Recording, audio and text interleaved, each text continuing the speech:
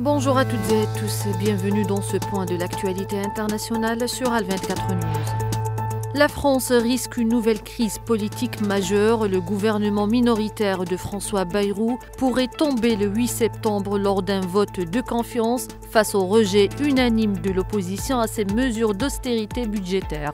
Le déficit public atteint 5,8% du PIB, la bourse de Paris recule et l'instabilité politique s'accentue avec un possible recours à des élections anticipées ou un nouveau Premier ministre.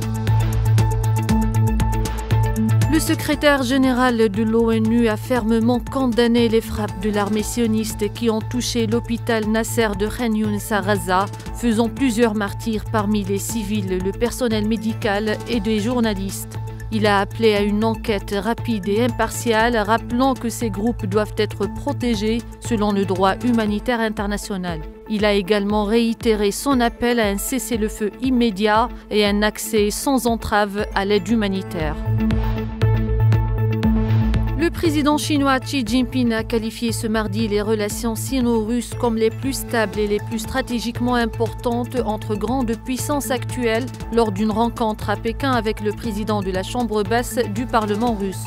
À quelques jours de la visite de Vladimir Poutine pour le sommet de l'Organisation de coopération de Shanghai et une parade militaire, le président chinois a souligné que ces liens bilatéraux sont une source stable de paix et un rempart face à l'hégémonie occidentale. L'Union européenne affirme son droit souverain à réglementer le secteur technologique sur son territoire en réponse aux menaces de Donald Trump d'imposer des droits de douane aux pays ciblant les entreprises américaines.